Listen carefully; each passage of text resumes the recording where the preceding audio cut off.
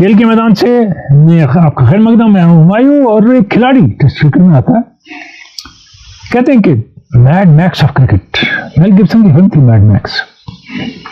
99 पे बाउंसर मारता है, दुनिया का बेस्ट बॉलर, छक्का मार देता है उसको, वर्ल्ड कप के फाइनल का मैन ऑफ द मैच हो जाता है। और दूसरा खिलाड़ी है, वो कहता है कि मैंने इनकार कर दिया, मुझे सीनियर प्लेयर ने कहा चाय बना के लाओ, मैंने कहा मैं इसके लिए नहीं हूं टीम में। माजरा क्या है, ये बात उसने क्यों फैलाई और हकीकत क्या है, दूसरा पहलू वो दूसरा साइड क्या है, इसी बात का आज के खेल के मैदान से में और टेस्ट क्रिकेट की बात और बातें भी हैं।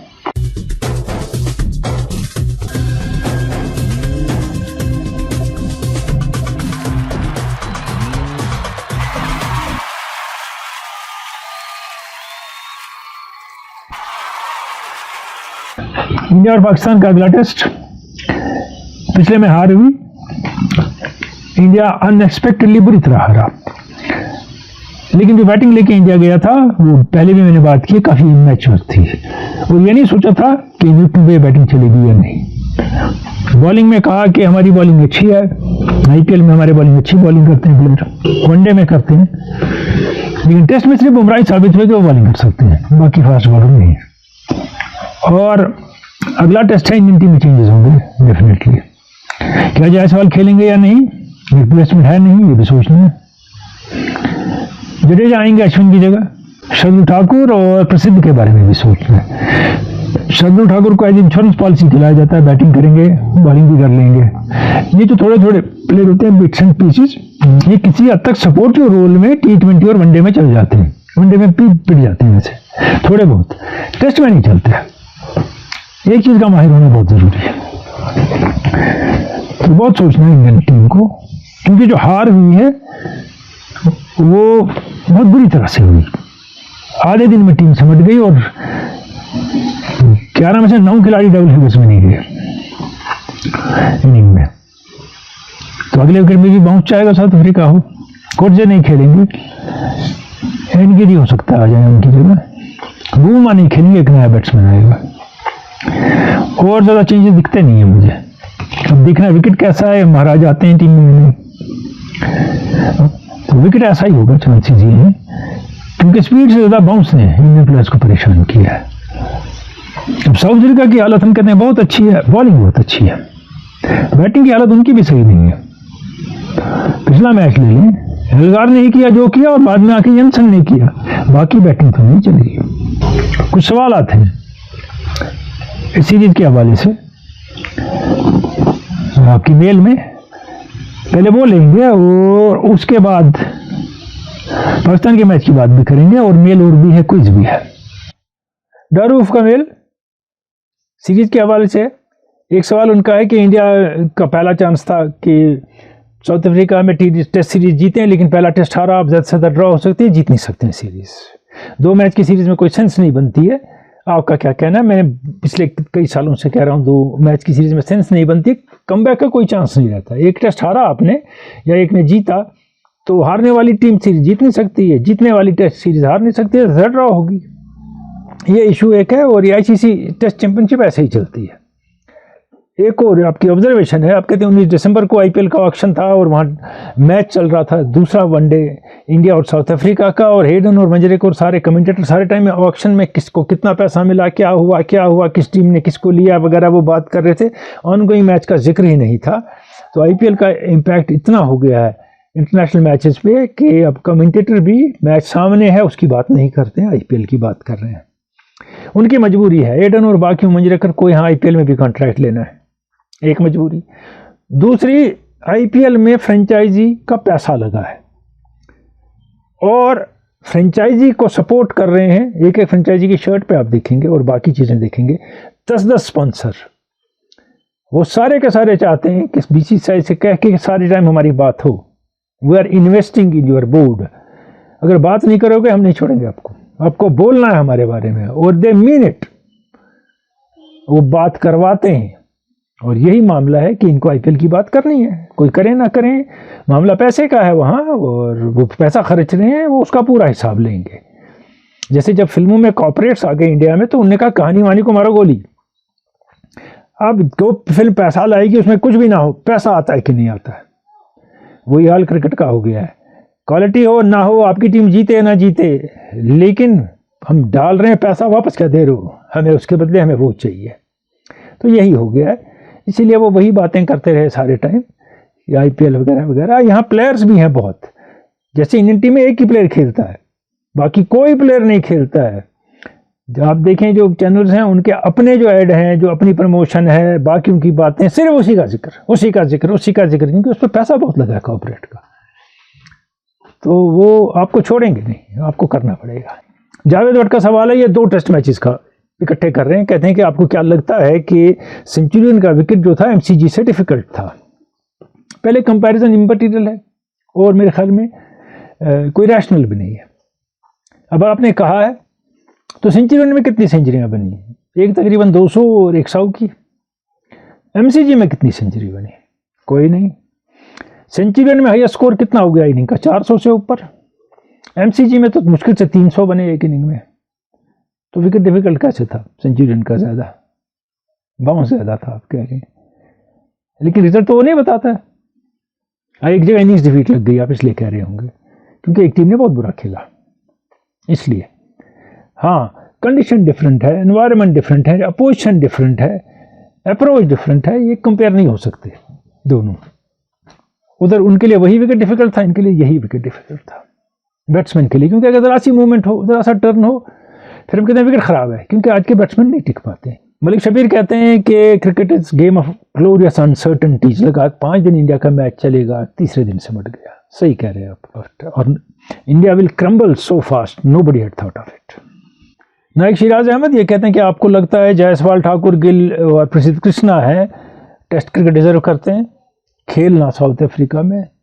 देखिए, अपनी परफॉर्मेंस पे उन्हें अर्न की है प्लेस, कम से कम कृष्णा ने, जायसवाल ने और गिल ने। ठाकुर ने क्या किया है वो हम नहीं जानते, लेकिन उनने तो प्लेस अर्न की है। जायसवाल ने पहले टेस्ट में सेंचुरी बनाई थी वेस्ट इंडीज के साथ, मगर ये सोचना है हॉर्सेस फॉर द कोर्सेस, क्या वेस्ट इंडीज के विकेटों पे उनकी बॉलिंग के साथ जो सेंचुरी बनाए वो यहाँ ओपन कर सकता है कि नहीं। और प्रसिद्ध कृष्णा रांझी खेलते हैं, ऐसी बात नहीं है कि फर्स्ट क्लास क्रिकेट नहीं खेलते हैं।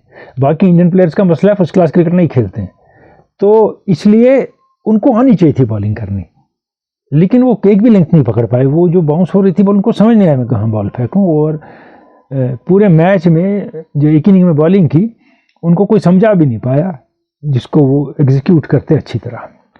परवेज 6692 कहते हैं कि thank you for replying to our queries. हम चाहते हैं आप बात करें और हम भी आपसे फिर मुखातिब हों, कुछ डिस्कस हो।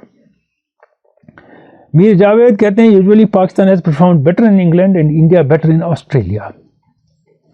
तो इसकी क्या वजह है आपको लगती है? पाकिस्तान को बाउंस खेलने में मुश्किल होती है बैट्समैन को, इंडिया को मूविंग बॉल खेलने में मुश्किल होती है। इंग्लैंड में बॉल मूव होती है, इंडियन बैट्समैन को प्रॉब्लम होती है। बाउंस पे उठ के आती है तो ये मारते अच्छा है, खेल लेते हैं। जहाँ तक बॉलिंग का ताल्लुक है, पाकिस्तान के बॉलर्स को परफॉर्म करना चाहिए था अच्छा, जो पास्ट में भी आए हैं पिछले 15-20 साल में, ऑस्ट्रेलिया में भी, लेकिन वो उन विकेटों का फ़ायदा कभी उठा नहीं सके। उन्हें बंडल आउट नहीं किया आसानी, और दूसरी बात बैट्समैन इतना स्कोर नहीं कर पाए कि प्रेशर आए अपोजिट टीम पे, ऑस्ट्रेलिया पे। जहाँ तक इंग्लैंड का ताल्लुक है, पाकिस्तान के मैक्सिमम खिलाड़ी पुराने ज़माने में तो बहुत 70s 80s में तो सारे बड़े खिलाड़ी, और उसके बाद भी काउंटीज़ वगैरह, माइनर काउंटीज़ कहीं ना कहीं खेलते हैं इंग्लैंड में। जब वो इंग्लैंड में खेलते हैं उससे एक बात होती है कि उनको मूविंग बॉल की थोड़ी प्रैक्टिस हो जाती है, और बाउंस इंग्लैंड में ज़्यादा नहीं है ना, ऐसा बाउंस है, ऐसा बाउंस है, तो वो मैनेज कर लेते हैं उसको खेलना, तो इसलिए वहाँ वो अच्छा खेलते हैं। और पाकिस्तानी बॉलर भी परफॉर्म अच्छा करते हैं इंग्लैंड में, लेकिन मामला वही है, स्लिप कैचिंग की वजह से काफ़ी मात खाता है पाकिस्तान। परवेज पर्रे वागीपुरा बंगी से कहते हैं I think PCB has made its mind to sideline Babar and Rizwan the way they are handling them. तो वो कहते हैं ऐसी मिस्टेक्स पहले भी हुई है। मुझे नहीं लगता इस वक्त वो ऐसा अफोर्ड कर सकते हैं, क्योंकि टीम के पास ऐसी कोई रिप्लेसमेंट भी नहीं है, काबिलियत भी नहीं है। लेकिन आपका जो आपकी स्पेकुलेशन है वो भी पॉसिबल है, वहाँ कुछ भी हो सकता है। मोहम्मद रमजान और मुगलपुरा कुपवारा से कहते हैं हार्दिक पांड्या जो मुंबई इंडियंस के कैप्टन बने हैं, वो इससे पहले गुजरात टाइटंस के कैप्टन थे, उन्हें रिलीज़ नहीं किया, फिर भी कैप्टन बन गए। क्या ये जोर है रिलायंस का और उनकी टीम का कि उनको कैप्टन बना दिया। नहीं, उनके आपस में म्यूचुअल एग्रीमेंट हुआ एक्सचेंज का, तब बने हैं, ऐसे नहीं बने हैं वो। लेकिन हैरानी इससे नहीं है, हैरानी इससे है कि रोहित शर्मा से कहा ही नहीं गया कि हम नया कैप्टन ढूंढ रहे हैं और आप कैप्टन नहीं रहेंगे। उनने भी प्रेस में ही देखा कि मैं कैप्टन नहीं रहा हूँ। रोहित शर्मा के कैलेवर का इंडियन टीम के कैप्टन का ये हाल हो सकता है कॉर्पोरेट के सामने जब वो टीमें कंट्रोल करते हैं कि आपकी कोई ज़रूरत नहीं है, अहमियत नहीं है, ये आप भी एक मशीन का पुर्जा फेंक दिया, हमने फेंक दिया, दूसरा पुर्जा ले आएंगे जो ज़्यादा सेलेबल है मार्केट में इस वक्त, नॉट सिर्फ क्रिकेट में, मार्केट में। आगे बढ़ने से पहले बात करें उस खिलाड़ी की जो टेस्ट क्रिकेट, वनडे क्रिकेट दोनों में छाया रहा 80s में, 90s में, और जो दुनिया के बेहतरीन फास्ट बॉलर्स मार्च हो या इमरान हो या बाकी हो, उनको खातिर में नहीं लाता था जब वो उसको शॉर्ट बॉल करते थे, और वो डग भी नहीं करता था। He would hit them outside the ground. बहुत स्कोर किया, हर मुल्क में स्कोर किया, बॉलिंग में भी विकेट लिए, वर्ल्ड कप के फाइनल के मैन ऑफ द मैच हो गए, मैड मैक्स कहलाए। और बकोले आपके कि तब तो क्रिकेट खेलनी नहीं आती थी, वो 90s का क्रिकेट खेलते थे, मगर वैसा दूसरा खिलाड़ी मुश्किल से ही पैदा होता है। बात करेंगे जावेद पर। मार्च 1984 की बात है। श्रीलंका की टीम की तरफ से एक खिलाड़ी ने अपने बैनुल-अक़वामी क्रिकेट सफ़र का आगाज़ किया। उस वक्त तक श्रीलंका ने वनडे इंटरनेशनल क्रिकेट में महज 6 मैच जीते थे। टेस्ट क्रिकेट में तो उसे अपनी पहली जीत की तलाश थी। 1984 से लेकर 2003 तक मुसलसल 19 साल इस खिलाड़ी ने श्रीलंकन क्रिकेट के लिए अपनी खिदमत अंजाम दी।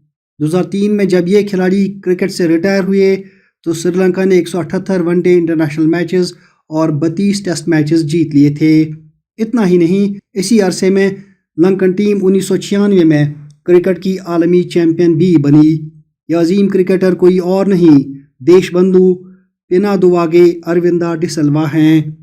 वही अरविंदा डिसिल्वा जिन्होंने बैनुल-अक़वामी क्रिकेट में श्रीलंका के लिए 15,645 रन स्कोर किए। श्रीलंकन क्रिकेट को नई ऊंचाइयों और नई बुलंदियों तक ले जाने का सेहरा काफ़ी हद तक अरविंदा डिसिल्वा के सर जाता है। वो जब टीम में आए तो लंकन टीम दूसरे क्या तीसरे दर्जे की टीम तस्वुर की जाती थी, लेकिन अरविंदा डिसिल्वा और दूसरे खिलाड़ियों ने कमाल महारत के साथ इस टीम को आलमी क्रिकेट में सफ़ अव्वल की टीम बना दिया। अरविंदा डिसिल्वा ने अपने टेस्ट करियर की शुरुआत 1984 में लॉर्ड्स में इंग्लैंड के खिलाफ की। इब्तिदाई दिनों में वो बड़े तबाहकुन लेकिन इनकंसिस्टेंट बल्लेबाज थे। अक्सर रैश शॉट खेलते आउट हो जाते, तभी तो उन्हें मैड मैक्स के नाम से पुकारा जाता था। इस बारे में खुद अरविंदा डिसिल्वा कहते हैं, ये मेरी नेचुरल गेम है और मैं इसे तब्दील नहीं करना चाहता, क्योंकि इस तरीके से खेलते हुए मैं बड़ा पुरुमीद रहता हूँ। अगर कोई बॉलिंग को डोमिनेट करने की सलाहियत रखता हो तो उसे डोमिनेट करना चाहिए। मैं छोटी उम्र से ही इसी तरीके से खेलता आया हूँ। 1995 में अरविंदा डिसिल्वा ने काउंटी क्रिकेट ज्वाइन किया। दरअसल कैंट की काउंटी टीम की तरफ से वेस्टइंडीज़ के मायानाज ऑलराउंडर कार्ल हूपर खेलते थे। चूँकि कार्ल हूपर को वेस्ट इंडियन टीम की तरफ से खेलना था, लिहाजा कैंट ने उनकी जगह अरविंदा डिसिल्वा को अपनी टीम में शामिल कर लिया। आते ही उन्होंने बॉलरों के छक्के छुड़ाने शुरू किए। हर तरफ और हर जगह ऊंचे ऊंचे और लंबे लंबे छक्के लगाए। बेंसन एंड हेजेस कप के उस साल के फाइनल में अरविंदा डिसिल्वा ने 112 रन की इनिंग खेली। काउंटी के उस सीज़न में वो सबसे ज़्यादा रन स्कोर करने की फहरिस्त में मार्क रामप्रकाश और नासिर हुसैन के बाद तीसरे नंबर पर रहे। उन्होंने उस सीज़न में 1661 रन स्कोर किए, जिनमें 255 रन की इनिंग भी शामिल थी। बड़े बड़े स्कोर बनाने के साथ साथ अरविंदा डिसिल्वा ने यहाँ कई नए दोस्त बनाए। इन्हीं दोस्तों में एक नाम है ग्रैहम काउड्रे का। अरविंदा डिसिल्वा ने जब कैंट को खैरबाद कह दिया तो उनके दोस्त और ख़ास तौर पर ग्रैहम काउड्री काफ़ी जज्बाती हो गए। खुद काउड्री कहते हैं, When he packed his bags, he hugged each of us, and I have never known a professional sports team so close to tears. 1995 के उस सीज़न के बाद श्रीलंका के लिए हदफ था 1996 का आलमी कप। कई टीमों ने श्रीलंका के सियासी वजूहात को बहाना बनाकर वहां खेलने से साफ इनकार कर दिया। लेकिन दूसरी तरफ श्रीलंका के खिलाड़ी टीमों को जेर करते रहे। अरविंदा डिसल्वा बड़ी बड़ी इनिंग्स खेलते रहे। कीनिया के खिलाफ डिसल्वा ने महज 115 गेंदों पर 145 रन स्कोर किए और श्रीलंका ने 398 रन बनाकर उस दौर में वनडे इंटरनेशनल क्रिकेट का सबसे बड़ा स्कोर खड़ा किया। उसके बाद अरविंदा डिसल्वा ने जिम्बाब्वे के खिलाफ 91 रन बनाए। लीग स्टेज को बड़े आराम से क्रॉस करते हुए लंकन टीम सेमीफाइनल में पहुंच गई। यहाँ सामने भारत की टीम थी। उस मैच में डिसल्वा ने जो इनिंग खेली वो उनकी बेहतरीन वनडे इंटरनेशनल इनिंग्स में एक तस्वुर की जाती है। एक मुश्किल विकेट पर अरविंदा डिसल्वा ने महज 47 गेंदों पर 14 चौकों की मदद से 66 रन बनाए और श्रीलंका को फाइनल तक पहुंचाने में बड़ा कलीदी किरदार अदा किया। उसके बाद फाइनल में अरविंदा ने और ज़्यादा शानदार और आला कारकर्दगी दिखाई। ऑस्ट्रेलिया के खिलाफ उस फाइनल मैच में पहले बॉलिंग में उन्होंने अपने जौहर दिखाए और मार्क टेलर और रिकी पॉन्टिंग की विकेट्स के समेत 42 रन देकर कुल 3 विकेट हासिल किए। फिर बैटिंग में 107 रन नॉट आउट की इनिंग खेली और मैन ऑफ द फाइनल करार पाए। अरविंदा डिसल्वा ऐसे पहले श्रीलंकन खिलाड़ी हैं जिन्होंने 2 मरतबा टेस्ट मैचेस की दोनों इनिंगों में सेंचुरी स्कोर की है। पहली मरतबा उन्होंने ये कारनामा अप्रैल 1997 में कोलंबो के सनहरी स्पोर्ट्स क्लब पर पाकिस्तान के खिलाफ अंजाम दिया। पहली इनिंग में उन्होंने आउट हुए बगैर 138 और दूसरी इनिंग में आउट हुए बगैर 105 रन स्कोर किए। दोनों इनिंगों में नॉट आउट रहते हुए सेंचुरी स्कोर करने का यह मुनफरिद रिकॉर्ड सिर्फ अरविंदा डिसल्वा के नाम है। इस टेस्ट मैच से पहले वाले टेस्ट मैच की दूसरी इनिंग में उन्होंने 168 रन बनाए थे। यूं महज 8 दिन में इस खिलाड़ी ने 3 सेंचुरियां स्कोर की। 1997 में ही अगस्त के महीने में अरविंदा डिसल्वा ने भारत के खिलाफ टेस्ट मैच की दोनों इनिंग्स में सेंचुरियां दाग दी।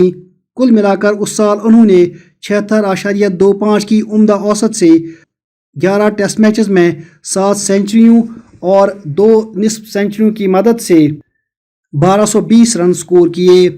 1997 से लेकर 1999 तक के अरसे में इस खिलाड़ी ने 66.5 की औसत से 24 टेस्ट मैचेस में 2195 रन स्कोर किए। अरविंदा डिसल्वा ने पाकिस्तान के खिलाफ 8 सेंचुरियां स्कोर की हैं। पाकिस्तानी बॉलिंग में उस अरसे में इमरान खान, वसीम अकरम, वक़ार यूनुस और अब्दुल कादिर जैसे गेंदबाज हुआ करते थे। टेस्ट क्रिकेट की एक इनिंग में अरविंदा डिसल्वा का सबसे ज़्यादा स्कोर 267 रन हैं। ये इनिंग उन्होंने 1991 में न्यूजीलैंड के खिलाफ बेसन रिजर्व ग्राउंड पर स्कोर की थी। अपनी आखिरी टेस्ट इनिंग में भी अरविंदा डिसल्वा ने डबल सेंचुरी स्कोर की है, जबकि टेस्ट क्रिकेट की आखिरी गेंद पर भी उन्होंने विकेट हासिल की है। अर्जुना रानातुंगा अरविंदा डिसल्वा के बारे में कहते हैं, Aravinda is the most talented batter Sri Lanka has produced. 2003 में बिलाखिर ये खिलाड़ी आखिरी मरतबा मैदान से बाहर आए और उसके बाद शायकीन क्रिकेट उनको कभी दोबारा एक्शन में न देख सके। अरविंदा डिसल्वा अपने आप में एक इंस्टीट्यूशन थे जिन्होंने मुसलसल 2 दहाइयों तक श्रीलंकन क्रिकेट की नैया को बड़ी कामयाबी से पार लगाया और उसे नई जहत बख्शी। आज श्रीलंकन क्रिकेट उस मकाम पर नहीं है जिस पर वो कभी हुआ करती थी। इसकी एक अहम वजह यह है कि इस टीम में अरविंदा डिसल्वा जैसा कोई खिलाड़ी मौजूद नहीं है। अरविंदा डिसल्वा की बात हो रही थी। स्पिनिंग ट्रैक पे फुटवर्क अच्छा, फास्ट बॉलिंग पे बैकफुट अच्छा, डिफेंस सॉलिड और दुनिया क्रिकेट के आज तक के बेहतरीन बैट्समैनों में से एक, सिर्फ श्रीलंका के नहीं। और ये उस टीम का हिस्सा थे जिसमें जयसूर्या, मुरलीधरन, रानातुंगा इनके हेड, महानामा और बाकी खिलाड़ी थे और एक बहुत सुपीरियर सॉलिड टीम थी श्रीलंका की। एक सवाल लेंगे या एक मेल लेंगे। मोहम्मद रमज़ान गोजरी मच्छीपुर अंडवारा से कहते हैं कि हॉकी जो इंडिया और पाकिस्तान की नेशनल गेम है उसका नामो निशान नज़र नहीं आता है और ना किसी को कोई प्रचार कहीं होता है, ना पता चलता है क्या हो रहा है। तो ये गेम बिल्कुल लगता है कि गायब ही हो गई ना, इस पर कुछ तबसरा करें। देखिए, जब IHF लीग होती है वो सारे टेलीविज़न चैनल दिखाती हैं, जो स्पोर्ट्स चैनल हैं 2-3, बाकी मैचेस हैं वो दिखाते हैं, इंटरनेशनल मैचेस दिखाते हैं, वर्ल्ड कप दिखाते हैं, चैंपियंस ट्रॉफी दिखाते हैं, एशिया कप दिखाते हैं, जूनियर कप्स दिखाते हैं। आप देखते नहीं हैं, आप कहते हैं होता ही नहीं है कुछ। बराबर होता है। इंडिया ने ओलंपिक्स में टोक्यो में ब्रॉन्ज मेडल जीता है। तो इंडिया से हॉकी ख़त्म नहीं हुई, इंडिया में रिवाइवल हुआ है, पाकिस्तान से ख़त्म हो गई है। ये आप सही कह रहे हैं। हाँ, वजूद नहीं है अब हॉकी का, इंटरनेशनल सीन पे तो कुछ नहीं है। वो ओलंपिक्स और वर्ल्ड कप के लिए क्वालिफाई ही नहीं करते, तो फिर ऑल्सो रैन में ही रहते हैं, आगे नहीं बढ़ पाते हैं। तो they have issues, but India has almost done something good, कुछ रिवाइव हो रही है हॉकी। इंटरनेशनल सीन पे इंडिया पहले 5-7 में एक फोर्स नज़र आता है।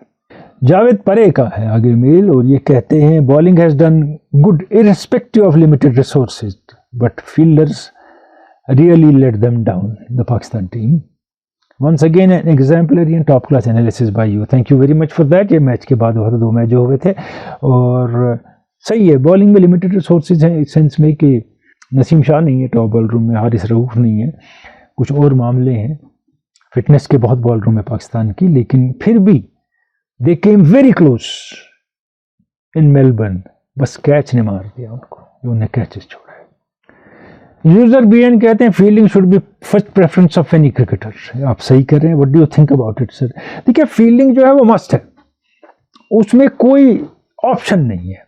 बॉलिंग बैटिंग में है कि मैं अच्छा बैट्समैन हूँ, मैं अच्छा बॉलर हूँ, फील्डर अच्छा होना मस्ट है, ये कंपलसरी सब्जेक्ट है। इसमें हो ही नहीं सकता कि नहीं मैं फील्डर नहीं हूँ तो भी खेल रहा हूँ। फील्डिंग में एक और बात होती है, अगर आप फील्डिंग जब प्रैक्टिस करते हैं या मैदान में उतरते हैं, इंजॉय करते हैं, तो आप अच्छी फील्डिंग करते हैं। अगर आप सोचते हैं मेरी तरफ बॉल ना आए, इससे खौफजदा रहते हैं, तो फील्डिंग अच्छी नहीं होती है। जब हम स्टेट के लिए खेलते थे, जूनियर लेवल, सीनियर लेवल, बाकी लेवल पे, हमारी टीम में कम से कम 4-5 खिलाड़ी ऐसे होते थे जो सारे टाइम दुआ मांगते थे बॉल हमारे पास ना आए। अब जब आएगी तो फिर पता ही होगा, आपको पता ही होगा कि वो क्या करते थे उसके साथ। तो मुझे लगता है कुछ टीमों में अभी ऐसे खिलाड़ी हैं। कुछ और मेल है वो भी लेंगे, पहले जाएंगे पिछले हफ्ते के क्विज की जानिब।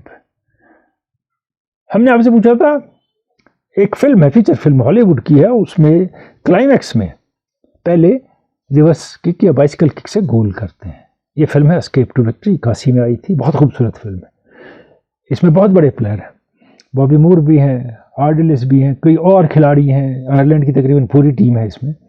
कई एक सही जवाब हमें मिले हैं, और पहला है तनवीर रशीद टंगमरग से, शौकत अली आवान गुंड पुलवामा से, उसके बाद शबीर अहमद रशी लतपुरा पुलवामा, मुश्ताक लोन तुर्कवांगम शुपियन, डार रऊफ पुरवारा चाडोरा, एजाज अली पुलवामा, फारूक अब्दुल्ला बटिंगो अनंतनाग, दोस्त मोहम्मद शाह आमनू कुलगाम से, जेम्स भट्ट, जावेद अहमद मीर, वाजिद गुलजार बांडीपोरा से, आसिफ या सईद आसिफ बुखारी हाजीबुल बारामुल्ला से, फयाज अहमद डार काकपुरा पुलवामा से, खालिदुल महमूद नाजकी मुकाम शहीद मीर तहसील डांगरपुरा सोपोर से। ये सही जवाब है, बाद में थोड़ी देर के विनर।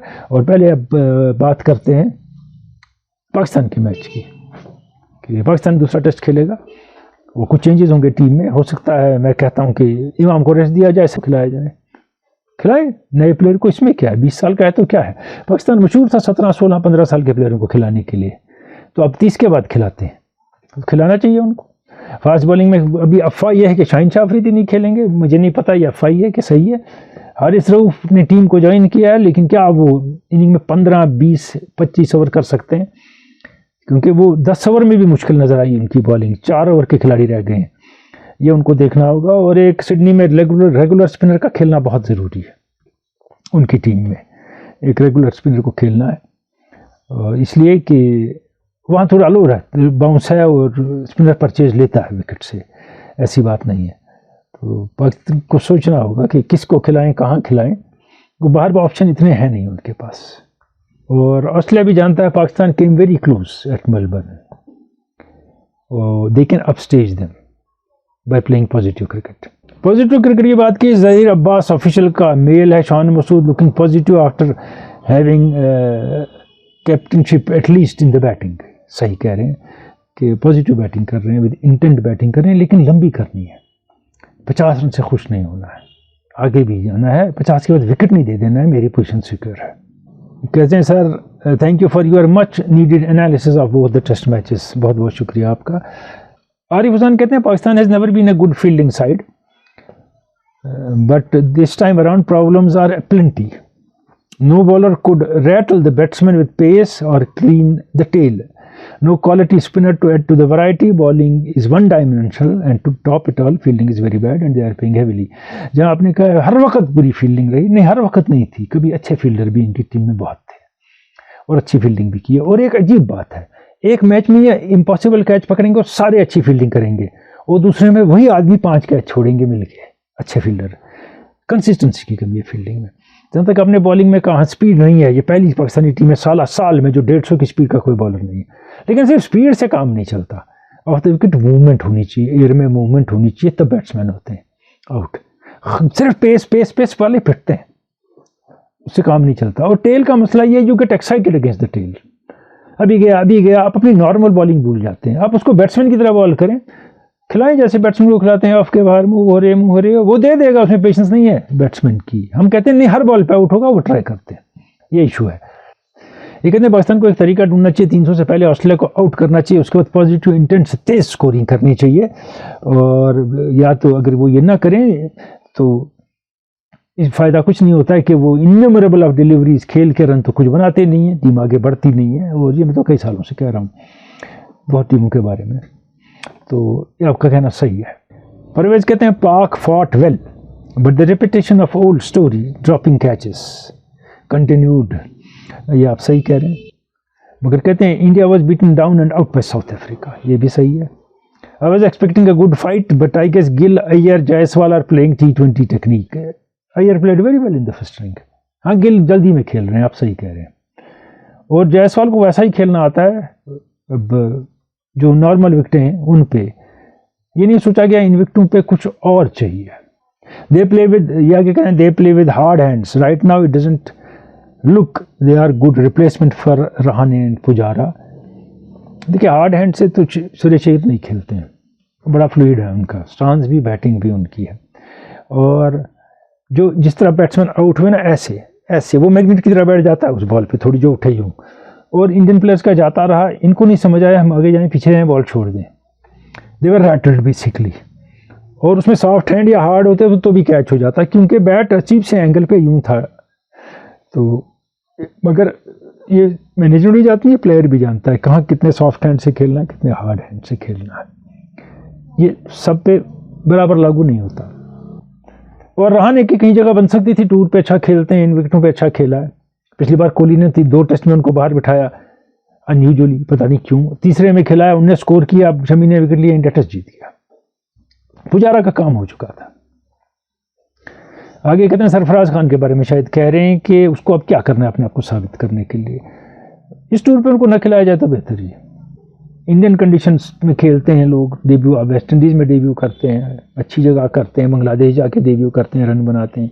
अब साउथ अफ्रीका में are blooding someone whom you don't basically want in the team, so this might be then first and last test for him अगर नहीं चले, ये इशू हो सकता है।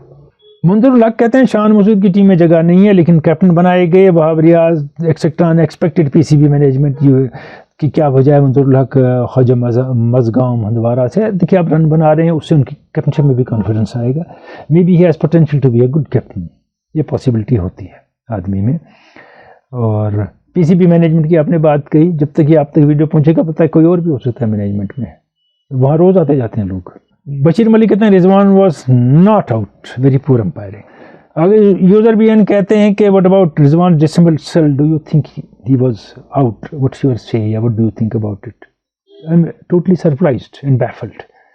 इसी वीडियो में जिसमें मैंने बात की है उनके डिसमिसल के बारे में, इसी के नीचे ये लिखते हैं। क्या वीडियो नहीं देखा है? देखा है तो शायद रहने दे फिर। बिलाल स्पीक्स कहते हैं कि डू यू थिंक रिजवान को साउथ शकील से पहले बैटिंग करने आना चाहिए या भेजा जाए? No I don't think so. आपने मेरा ओपिनियन पूछी है ना। आरिफ अंद्राबी कहते हैं एक्सेलेंट प्रोग्राम के बारे में। आगे एक जजमेंट है, वो फैसला है। स्टडी इन इंडिया कहते हैं Imam does not have the talent to be an international player in any format. आप बताएं, आप भी कहेंगे क्योंकि अभी चले नहीं है पिछले मैचेस में। वनडे का रिकॉर्ड देख लें उनका, कितना स्कोर किया और मैच जीते हैं जब उनने स्कोर किया है। Opener does not carry the bat, और आप कहते हैं मैच फिनिशर नहीं है, ओपनर फिनिशर नहीं होते हैं। सहवाग भी फिनिशर नहीं थे, मगर मैच में शुरू में वो मौका या गांगुली वो बना के देते थे कि आप एंड पे मैच जीत जाते थे। आउट ऑफ फॉर्म है खिलाड़ी, वापस आ सकता है फॉर्म में। इतने रन ऐसे ही नहीं बनते हैं जितने उन्होंने बनाए हैं। और यहाँ इंडियन टीम की जब मैंने बात की थी, मुझे एक और चीज़ याद आती है कि अब इंडिया को फास्ट बॉलर कौन सा खिलाना चाहिए प्रसिद्ध नहीं होंगे। मेरे ख्याल में अर्शदीप का चांस बनता है, उनको वहीं रोका गया है। बाहर अवेश खान है, मुकेश है, लेकिन अर्शदीप का चांस बनता है। He brings a different angle bowling में, जो इंडिया में मिस हो रहा है। लंबे भी हैं, अच्छी बॉलिंग भी कर रहे हैं, वनडे में की है, T20 में की है, लेकिन उनको शॉर्ट स्पेल में यूज़ करना होगा, क्योंकि उनको वो अभी 8 ओवर की स्पेल की शायद इतनी आदत ना हो, और फिर 4 के बाद उनकी बॉलिंग सही ना रहे, but he can be utilized. शुरू में मैंने कहा कि वो खिलाड़ी था, उसने कहा, मुझे कहा चाय बनाओ, मैं नहीं बनाऊंगा, ये मेरा काम नहीं है। फिर किताब में लिख दिया, लोगों को कहा, इंटरव्यू में कहा, क्या कहने की ज़रूरत थी। अब ये इमरान खान ने कहा, ये साइड हमें स्टोरी का पता है कि एक सीनियर खिलाड़ी था। फिर इशारों में पता चल गया सीनियर खिलाड़ी कौन था। फिर एक शख्स ने उस सीनियर खिलाड़ी से पूछा, क्या आप तो नहीं थे? सादिक मोहम्मद ने कहा, हाँ मैं था। 71 का दौरा है शायद, 74-71 कुछ। पाकिस्तान इंग्लैंड जाता है, तो सादिक ने कहा, मुझे याद नहीं है उन्होंने क्या जवाब दिया, मैंने क्या कहा था, लेकिन ऐसा कुछ हुआ था कि मैं बैटिंग करके आया, पैड पहने हैं, छोटा सा ब्रेक है, टी है या कुछ है, पैड उतार रहा हूँ, वॉशरूम जाना है, तो वहाँ जो जूनियर प्लेयर होगा या सब्स्टिट्यूट होगा, उसको हम कहते हैं, और आज भी कहा जाता है, ये रिस्पेक्ट होती है बड़े की, और ये कोई नौकर का काम नहीं होता जो बुरा लगे किसी को। कहता यार चाय बना के ला मेरे लिए, तो वो ले आते हैं। और लोगों ने समझा कि उनने कहा, जाओ चाय की पत्ती लाओ, चाय उबालो, स्टोव जलाओ, गैस जलाओ, उस पर चाय रखो, फिर काढ़ो, फिर ला के केटल में चाय है, दूसरी में दूध है, चीनी है, प्याले में डाली, ले आई सीनियर प्लेयर के सामने, कि इसमें शर्म है कोई? आप में से बहुत से सोचते होंगे अच्छा किया, उसकी मजाल, इसको कहा। मैं सोचता हूँ गलत किया। सीनियर खिलाड़ी ने कहा, आपको रिस्पेक्ट दिखानी थी। ये वही इमरान खान है जिनके बारे में कमेंट्री में ब्रायन जॉनस्टन ने कहा, right arm over the wicket anywhere. एक बॉल गिरती थी लेग से 2 गज बाहर, दूसरी ऑफ से 2 गज बाहर। तो वो ऐसे ही बॉलर थे, कहते थे मैं बैट्समैन हूँ। वो नंबर 9 पे बैटिंग करते थे, अभी बैट्समैन भी साबित नहीं हुए थे। और फिर इस बात को इतना उछालना, ऐसा किस्सा खड़ा कर देना, I don't think it's the right thing to do. एक दौरे पे अजरुद्दीन के साथ सिद्धू गए इंग्लैंड, सडनली टेस्ट में नहीं खेल रहे हैं, पैड पहन के बाहर बैठे हैं, टीम में नहीं। हैरान हो गए, सिद्धू इंडिया के ओपनर हैं, अच्छे खिलाड़ी हैं, बात कुछ नहीं पता चली। मेरे ख्याल में उसके 15 साल बाद एक टीवी इंटरव्यू में उससे पूछा गया, सिद्धू से पूछा गया कि हकीकत में हुआ क्या था उस दिन आपके और अजहर के दरमियान या मैनेजर के दरमियान, क्या पैड पहन के थे, टीम में नहीं थे, और अपने पैड भी नहीं उतारे और बाहर बैठे रहे। उन्होंने कहा ये मेरे घर का मामला है, ये पब्लिक में डिस्कस नहीं होता है, ये इंटीग्रिटी होती है। और आज तक नहीं पता चला हुआ क्या था। और सादिक मोहम्मद कोई छोटे खिलाड़ी नहीं थे। फिर सादिक ने कहा आगे कि ऐसा हुआ हो सकता है कि उन्हें जवाब दिया हो, मैं श्योर नहीं, क्योंकि वो एरिस्टोक्रेटिक फैमिली के हैं। उसके बाद उनके ख़ानदान में वालिद बाकी लोग बड़े ब्यूरोक्रेट्स रहे हैं, तो ऐसा बिहेव करना उनके सिस्टम में, और मुझे उसको कुछ महसूस नहीं हुआ है। That's Sadiq Mohammad for you. Quiz की जाने पाएंगे पिछले हफ्ते के क्विज के विनर, या पहले क्विज इस हफ्ते का। तो क्या लिखा, who said it when and why, grass is for the cows. इसमें क्लू है, वो क्लू वाले का ही नाम आना चाहिए, और भी हैं कुछ। Gave it a miss in 1982 and went holidaying instead. वो टूर्नामेंट खेलने नहीं गया, उसके बदले घूमने चला गया, कहा ग्रास इज फॉर काउस, मैं नहीं खेलूंगा। एक और क्लू दूंगा आपको, ये वो खिलाड़ी है जिसने कई साल बाद कहा कि मेरे 75 टाइटल ले लो, मुझे ये एक टाइटल दे दो, जिसका उन्होंने कहा था ग्रास इज फॉर काउस। जवाब देंगे आप कैसर@hotmail.com पे, और कहीं नहीं। और अब पिछले हफ्ते के कुछ के विनर फयाज अहमद डार, काकपुर, आप पुलवामा से, बहुत बहुत मुबारक आपको फयाज, आप इस मरतबा हमारे KKMS क्विज के विनर हुए हैं। इजाज़त चाहूँगा, मिलेंगे हम टेस्ट मैच के दौरान। हो सकता है कुछ ऐसी चीज़ें हों टेस्ट में, वो शाम को डिस्कस करने हम आ जाएं आपके पास। इस वक्त इजाज़त, खुदा हाफिज़।